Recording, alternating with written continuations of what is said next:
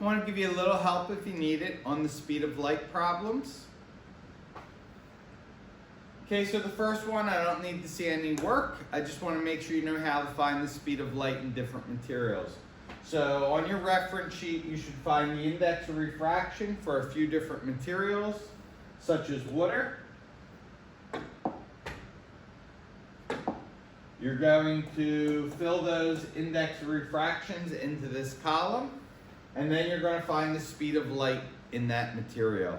Remember, to find the speed of light in something other than outer space, you simply take the speed of light in outer space and divide by the index of refraction. Remember, the speed of light in outer space is 3 × 8, 300 million meters per second. So do that for those materials, just to get a sense of the speed of light in those different things. We'll then use it practically for something like a fiber optic cable, where we're going to send the light through a cable, and we want to know how long it's going to take to reach the other side. So you're going to start with the index of refraction. Just like you did previously, you're going to figure out what that means in terms of the speed of light. Once you have the speed of light, you're simply going to use your velocity equals distance over time equation. Make sure you put your distance in regular meters, not kilometers, and solve for time. Expect a number less than a second. If you want, give your answer in something like milliseconds or microseconds or even nanoseconds, depending on what is appropriate. Put your work and your answers on the next slide. This one's a little tougher. We are looking at the communication between Earth and Mars at the recent Mars landing. When the person at mission control would send the signal to the craft, and the craft would send the signal back again, realize there is a long delay between the sending of the command and the receiving of the command. The reason is they have to send the commands as radio waves, which are a form of light.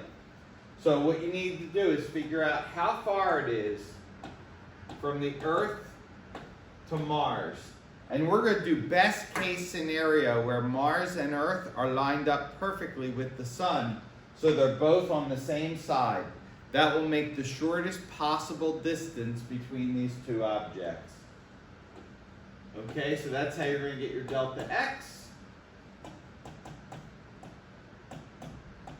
You're then going to use the velocity of light equals that distance divided by time, and you're going to solve it for time. You're going to get a significant amount of time, more than 1 minute. Please put your answer in either minutes or hours, depending on what is appropriate. Show all of your work neatly done on this slide. Finally, we take a look at an object that is very far out in space. This one happens to be called the Bubble Nebula. It is 8,000 light years away. That means it took light 8,000 years to travel from that location to the Earth. So the picture that we take today actually left the Bubble Nebula in around 6,000 BC. So I want you to tell me how many meters it is from the Bubble Nebula to Earth. So you're just again going to use your velocity of light equals distance over time. You're going to use a time of 8,000 years. Make sure you convert that into seconds. You're going to use the speed of light through outer space, and you're going to solve it for distance. So these problems shouldn't be very hard. Make sure you show your work, make sure you do it neat, and make sure you put your answers on the slides following the questions. If you have any questions, see me, Dora McCulley 1.